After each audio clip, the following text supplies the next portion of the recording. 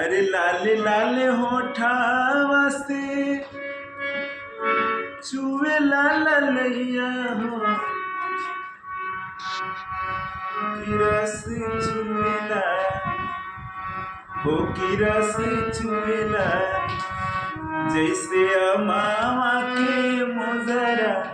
से रस चुएला हो की रस चुएला जैसे अमावा के मोजरा से रस चुएला की रस चुए। धुन ये है, लड़का बोल रहा है कि 2-4 साल बाद हो जाइबू बेकार तोहके केहू ना पूछी कि तोहके केहू ना पूछी कि तनी मनी कैला खिलवाड़ तोहके केहू ना पूछी तोहके केहू ना पूछी